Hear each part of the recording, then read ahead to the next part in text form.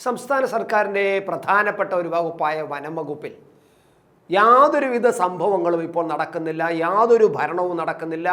ഒരു തരത്തിലുള്ള ഭയൽ നീക്കവും നടക്കുന്നില്ല. വനം വകുപ്പ് വല്ലാതെ പ്രതിസന്ധിയിലാണ്. ഏകദേശം പറഞ്ഞു കഴിഞ്ഞാൽ ഒരു ഫലത്തിൽ പറഞ്ഞു കഴിഞ്ഞാൽ അതൊരു തരം സ്തംഭനാവസ്ഥയിലേക്കാണ് ഈ വനം വകുപ്പ് പോയിക്കൊണ്ടിരിക്കുന്നത് എന്ന വിവരമാണ് പുറത്തു വരുന്നത്. മന്ത്രി പറഞ്ഞാൽ ഉദ്യോഗസ്ഥന്മാർ, വകുപ്പ് മേധാവികളായ ഉദ്യോഗസ്ഥന്മാർ ഒന്നും മൈൻഡ് ചെയ്യുന്നില്ല. ഒരു അഭിപ്രായവും അവർ മന്ത്രി പറഞ്ഞാൽ കേൾക്കുന്നില്ല. അത്തരത്തിൽ കുത്തഴിഞ്ഞ ഒരു വകുപ്പായിട്ട് വനംവകുപ്പ് മാറിക്കഴിഞ്ഞു എന്ന വിവരങ്ങളും പുറത്തു വരുന്നുണ്ട്. മന്ത്രി പറഞ്ഞാൽ ഉദ്യോഗസ്ഥന്മാർ കേൾക്കുന്നില്ല, മന്ത്രി പറഞ്ഞാൽ മുഖ്യമന്ത്രി പോലും കേൾക്കുന്നില്ല എന്ന അവസ്ഥയിലാണ് കാര്യങ്ങൾ പോകുന്നത്. എന്തായാലും വല്ലാത്ത ഒരു പ്രതിസന്ധിയാണ് ഇപ്പോൾ വനം വകുപ്പിൽ രൂപപ്പെട്ടിരിക്കുന്നത് എന്നാണ് മനസ്സിലാക്കുന്നത്. നമുക്ക് കിട്ടുന്ന വിവരങ്ങൾ അനുസരിച്ച് വനം വകുപ്പ് വെറും ഒരു വകുപ്പായിട്ട്, അതായത് വെറും ഒരു സർക്കാർ സ്ഥാപനമായിട്ട്, ശമ്പളം വാങ്ങിക്കുന്ന ഒരു സ്ഥാപനമായിട്ട് മാറിക്കൊണ്ടിരിക്കുന്നു. മന്ത്രിയുടെ ഓഫീസിൽ നിന്ന് കൊടുക്കുന്ന നിർദ്ദേശങ്ങളൊന്നും തന്നെ മിക്കവാറും പലതും ഈ വനം വകുപ്പ് മേധാവികളൊന്നും കൈകാര്യം ചെയ്യുന്നില്ല.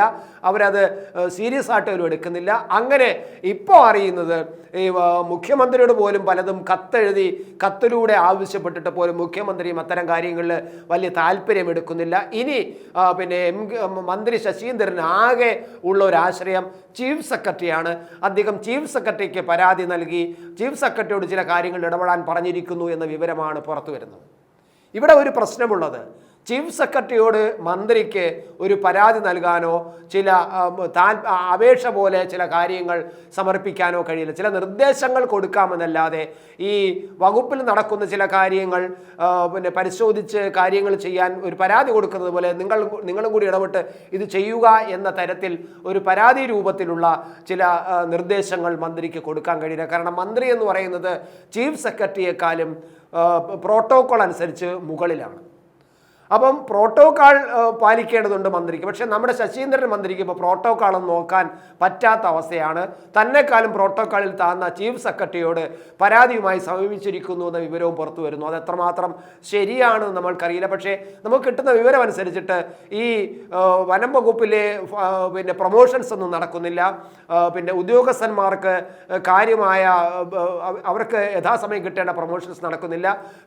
പ്രൊമോഷൻ നടക്കാത്തതിന് പ്രധാന കാരണമെന്ന് പറഞ്ഞത്, പ്രൊമോഷൻ നടത്തുന്ന ഒരു സമിതി എന്ന് പറയുന്നത് DPC എന്നാണ്, പ്രൊമോഷൻ കൗൺസിൽ.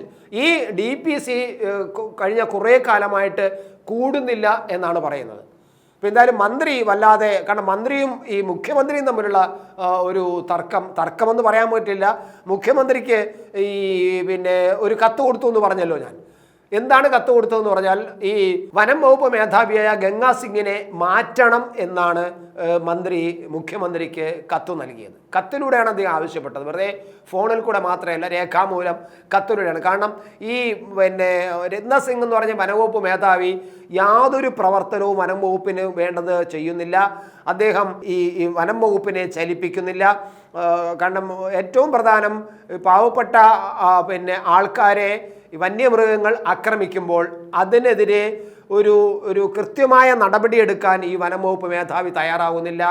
ഈ വന്യജീവികളെ, അതായത് വളരെ അക്രമകാരികളായി സാധാരണ ജനങ്ങളെ, സിവിലിയന്മാരെ ആക്രമിക്കുന്ന അക്രമകാരികളായ ഈ വന്യജീവികളെ എതിരായിട്ട് വെടിവയ്ക്കാൻ പോലും ഈ ഉദ്യോഗസ്ഥന്മാർക്ക് അനുവാദം കൊടുക്കുന്നില്ല. അതിനുള്ള ഉത്തരവ് പോലും അദ്ദേഹം നൽകുന്നില്ല. എന്ന് മാത്രമല്ല, പുതിയ പദ്ധതികൾ, വനം വകുപ്പിൻ്റെതായ പുതിയ പദ്ധതികൾ ആവിഷ്കരിച്ചിട്ട് ആ പദ്ധതികൾ കണ്ടെത്തി അതനുസരിച്ചുള്ള പേപ്പറുകൾ, പ്രോജക്റ്റുകളൊക്കെ കേന്ദ്ര ഗവൺമെൻറ് കൊടുത്തിട്ട് കേന്ദ്ര ഗവൺമെൻറ്റിൽ നിന്നും അത്തരത്തിലുള്ള ഫണ്ട് വാങ്ങാനുള്ള സംവിധാനം പോലും ഈ വനം വകുപ്പ് മേധാവിയായ ഗംഗാ സിംഗ് എന്ന് പറയുന്ന ആൾ ചെയ്യുന്നില്ല. അദ്ദേഹം വെറും ഒരു ഉദ്യോഗസ്ഥനാണ്, ശമ്പളം വാങ്ങി ഇതിനെ കോർഡിനേറ്റ് ചെയ്യാൻ, ഇത്തരം കാര്യങ്ങളെ കോർഡിനേറ്റ് ചെയ്ത് കൊണ്ടുപോകാൻ, കാര്യങ്ങളെല്ലാം നടത്തിക്കൊണ്ടു പോകാനുള്ള താല്പര്യം അദ്ദേഹം കാണിക്കുന്നില്ല. എന്താണെന്നറിയില്ല.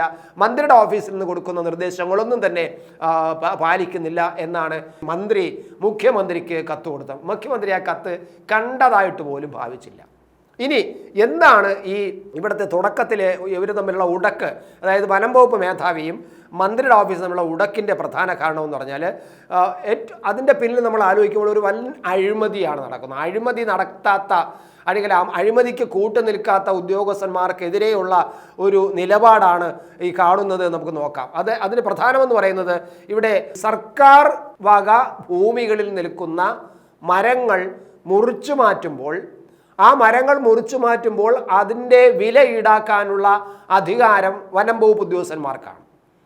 അപ്പോൾ ആ അധികാരം, അതായത് സർക്കാർ ഭൂമികളിലുള്ള മരങ്ങൾ മുറിച്ചു മാറ്റുമ്പോൾ അതിന് വിലയിടാനുള്ള അധികാരം വനം വകുപ്പുകാർക്കാണ്. ആ വനം വകുപ്പിനുള്ള ആ അധികാരത്തിനെ എടുത്തു കളയുന്ന ഒരു നിയമം, ഒരു ഉത്തരവ് കൊണ്ടുവരാൻ ശ്രമം നടത്തി മന്ത്രിയുടെ ഓഫീസിൽ നിന്നും.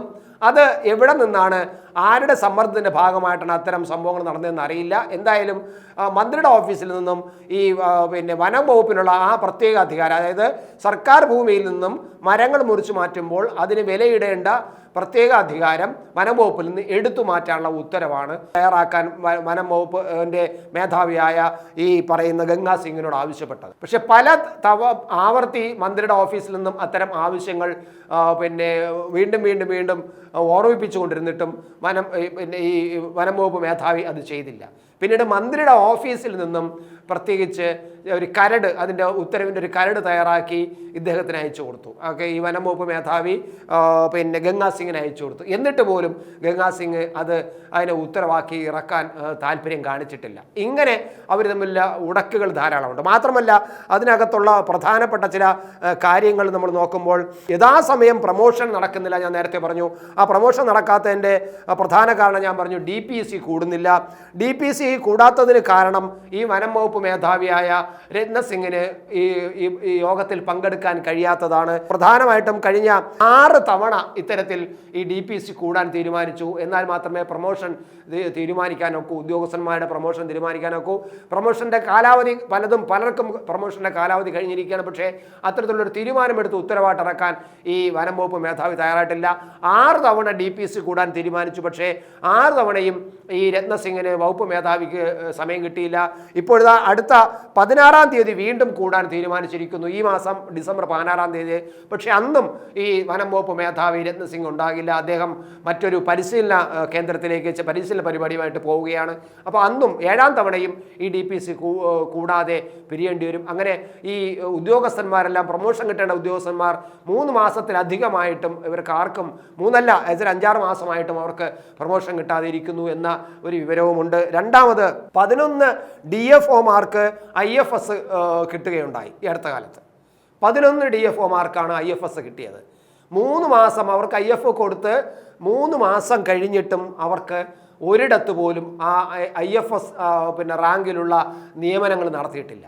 അവിടെയും ഇത്തരത്തിലുള്ള റേഞ്ച് ഓഫീസർമാർക്ക് ഈ റേഞ്ച് ഓഫീസർമാർക്ക് പ്രമോഷൻ കൊടുക്കണമെങ്കിൽ ഈ DFOമാരെ IFS കിട്ടിയ DFOമാരെ പ്രമോഷൻ കൊടുത്ത് മുകളിലോട്ട് മാറ്റിയാലേ ഈ റേഞ്ച് ഓഫീസർമാർക്ക് അത് അവരുടെ തസ്തിക വീണ്ടും കൊടുക്കാൻ പറ്റും. അപ്പം ഈ മാല പോലെ നടക്കുന്ന ഈ പ്രമോഷൻ പ്രവർത്തനങ്ങൾ ഒരിടത്ത് നിലച്ചിരിക്കുന്നത് കൊണ്ട്, മുകളിൽ നിലച്ചിരിക്കുന്നത് കൊണ്ട് താഴോട്ടുള്ള ഉദ്യോഗസ്ഥന്മാർക്കും പ്രമോഷൻ കിട്ടാത്ത അവസ്ഥയിലാണെന്നാണ് പറയുന്നത്. അങ്ങനെ ഒരു തരത്തിലും ചലിക്കാത്ത ഒരു വകുപ്പായിട്ട് മാറിയിരിക്കുന്നു. ഇത്തരത്തിൽ വനം വകുപ്പ് ഒരു പ്രവർത്തനവും നടക്കാത്ത വല്ലാത്ത പ്രതിസന്ധിയിൽ നിശ്ചലാവസ്ഥയിൽ നിൽക്കുന്നു എന്ന വിവരമാണ്.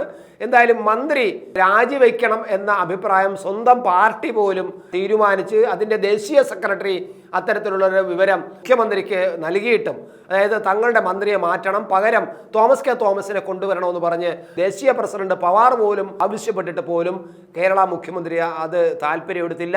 അത് അംഗീകരിക്കാതെ ശശീന്ദ്രനെ തന്നെ അവിടുത്തെ വനം വകുപ്പ് മന്ത്രിയാക്കി നിർത്തിയിരിക്കുകയാണ്. ഇപ്പോൾ തോമസ് കെ തോമസിൻ്റെ ഭാഗത്ത് നിന്നും ഒരു സമ്മർദ്ദം ഉണ്ടാകുന്നില്ല. അദ്ദേഹത്തിന് ഒരു ചെറിയ അഴിമതിയുടെ പേര് പറഞ്ഞ് 5 ലക്ഷം രൂപ കൊടുത്ത് MLA-മാരെ വാങ്ങാൻ ശ്രമിച്ചു, 50 ലക്ഷം രൂപ കൊടുത്ത് MLA-മാരെ വാങ്ങാൻ ശ്രമിച്ചു എന്ന് പറഞ്ഞാൽ ഒരു ചെറിയ കേസെടുത്ത് അയാളെ തലയിൽ വെച്ച് കൊടുത്തിട്ട് അതോടുകൂടി അദ്ദേഹത്തിൻ്റെ ആവശ്യങ്ങളെല്ലാം മതിയാക്കി മിണ്ടാതെ പോയി. അതും ഒരു രാഷ്ട്രീയ തന്ത്രമായിരുന്നു നമുക്ക് തോന്നുന്നു. എന്തായാലും ഒരു പ്രവർത്തനവും നടത്താത്ത, മന്ത്രി പറയുന്ന നിർദ്ദേശം പോലും മുഖ്യമന്ത്രി അംഗീകരിക്കാതെ മുഖ്യമന്ത്രി നേരിട്ട് ഭരണം നടത്തുന്ന ഒരു വകുപ്പായിട്ട് വനം വകുപ്പ് മാറിയിരിക്കുന്നു എന്ന് വേണമെങ്കിൽ നമുക്ക് കരുതാം.